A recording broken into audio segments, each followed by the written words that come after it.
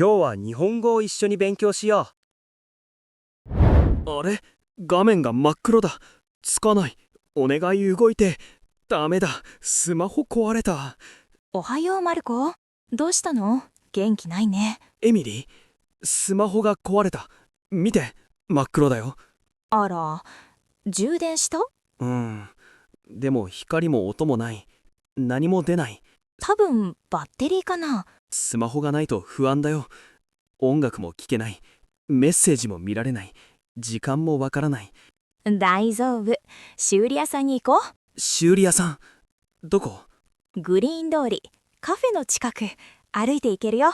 行こう。なんかそわそわする。スマホがないと落ち着かない。周りを見て。朝、綺麗だよ。いつも画面ばかり見てるから。外を見て。道、人、お店。あ、いい匂い。パンだ。焼きたてパン。温かいね。いつもネットで買うけど、本物のパン、いいね。本物が一番。バス、人がいっぱいだ。みんな仕事に行くんだよ。こんなの初めて見た。いつもスマホ見てたから。見ると新しいことに気づくよ。木、高い。空、青い。綺麗だな。上を見るの気持ちいいでしょ？空気も気持ちいい。なんか落ち着く。これが本当の世界だよ。コーヒー飲む？スマホないから払えない。大丈夫。私が出すよ。ありがとう。熱っ。でも、美味しい。苦いけど、いい味。ゆっくり飲もう。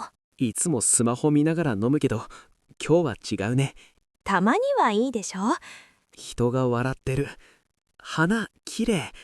音楽も聞こえる。スマホがないともっと見えるね。世界ってこんなに色があったんだ。ことだよ、修理屋さん。すみません。スマホを直せますか？見せてください。はい、バッテリーですね。1時間で直せます。1時間か。待とう。今日たくさん見たな。パン、花、公園、空。いっぱい歩いたね。なんかスマホがなくても平気かも。それいいことだね。ついた。治った。ありがとうございます。でも前と気持ちが違う。スマホがあってもなくても大丈夫。今日たくさん見て聞いて感じた。世界って広いね。生活はスマホより大きいよ。空、きれい。今日いい日だったな。う。今日は見てくれてありがとう。またね。バイバイ。